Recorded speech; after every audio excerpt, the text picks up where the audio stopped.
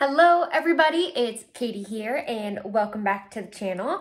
I have some really exciting news, but first I wanted to show you something that I have been crocheting the past week or so. It's this little kiwi. I'm not gonna lie, this is the second one that I've made, and the first one Keaton took to work and it's just sitting at his desk. It was not as good as this one, nor is this one like perfect in the slightest, but we are going to send this back to the States along with a cute little kiwi book for our niece's second birthday that's coming up. Obviously, I'm not an expert, but I'm also still just making like face wash towels and things like that, which I actually really like because we didn't bring any like hand towels over with us, and to wash my face I'm just making my own little squares out of the cotton yarn, and I really like using it, so I'm just gonna keep making those for myself and save some money while I'm at it. But the big news, drum roll please, my work visa came through and I am so stinking excited. Wherever you're at right now, do a little happy dance with me. Okay, so I'm so excited because I actually have a final interview somewhere. I'm not gonna mention where, I don't want to jinx it, but I have a final interview coming up this week and I'm so excited for it. If I get it, maybe I'll share it. If I don't, that's okay, and we'll just keep applying.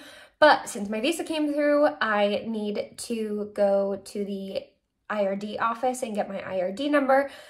But before that, I have to make a couple of stops, one at the bank and then like a print shop so that I can print off all of the documents that I need before I go to the IRD office. But I figured I'd just take you along and kind of document the process of getting one. As I've mentioned before, when we got Keaton's, we made a couple of mistakes and had to keep going back and back and back until we had everything.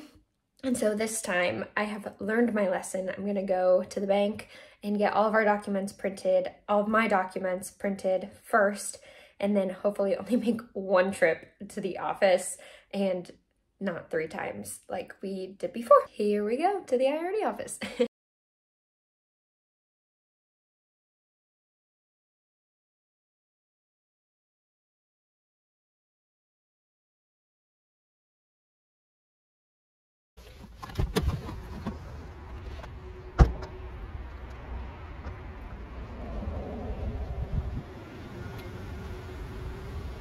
Okay, so I just finished up at Bank of New Zealand and I got a statement of deposits and withdrawals stating that we actually have a bank account that's working. I think that's step 1 that we needed when we went to go get Keaton's IRD number that we didn't have. And now I am going to go to a print store so that I can get my visa printed off, proof of address, and a copy of my passport.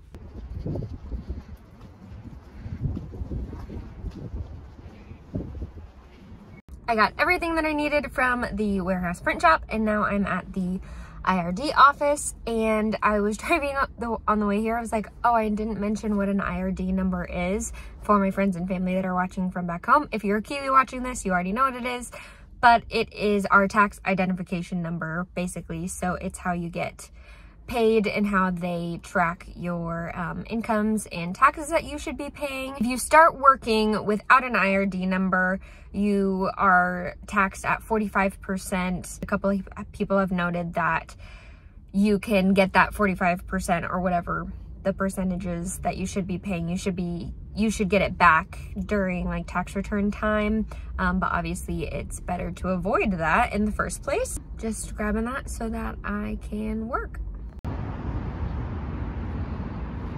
Okay, I'm already done. I was a little bit scared for how long it might take because there was a huge line of people when we went to go get Keaton's, and today there was just one other person in there. I grabbed the sheet, filled it out, had all of my paperwork ready, handed it over, and my heart was just beating so fast because I thought she was gonna tell me, excuse me, that I was missing something. And she was like, all right, it's all good here. You'll receive it in 2 weeks. Have a good day. I was like, have a good day. Awesome. And I was like, okay, bye.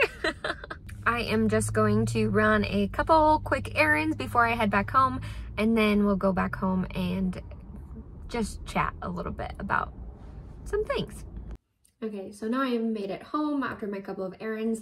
I made myself a coffee, and I kind of just wanted to chat along the lines of work in New Zealand and some tough choices that we make in our lives sometimes. So obviously this video, I had to get my IRD number in order to work, and my work visa was just approved, which is super, super exciting. And I truly can't wait to get a job. I'm so excited. And I think the thing that makes me the most excited about getting a job is that I am making a little bit of a career shift. I was an accountant in the States. I did public accounting, so I didn't have my CPA. I was studying for it, but I did audit and tax work. I learned so much in the year and a half that I did that. I did an internship and then almost a year as like a full-time employee, and I learned so much, and I'm so grateful because it taught me how to really work hard and how to, you know, survive on very little sleep, and how to focus and how to crank things out and how to ask questions and grow from feedback and things like that. But I will say it is not my life's passion, and I know that, and I think it was really hard for me. I don't think I've spoken about this, but right when I graduated high school in 2014, I moved out to Southern California to a performing arts college.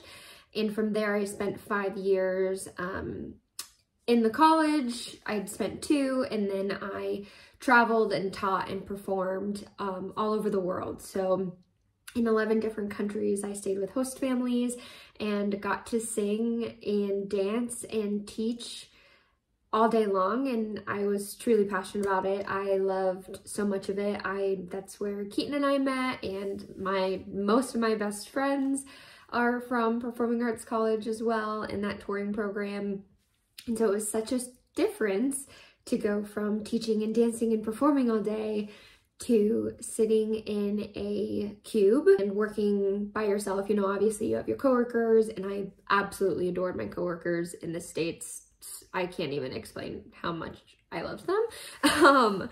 If they're watching this, I know one might be, I don't know about the others, but I miss them so much. And truly that was my favorite part of the job, was being in it together, and just when times got tough, sticking it out and coming together and figuring it out and things like that. But as far as the work, it's not necessarily singing and dancing and teaching all day long. And so since moving to New Zealand, I've had a little bit of obviously time to think in the 2 months that I haven't had a job here.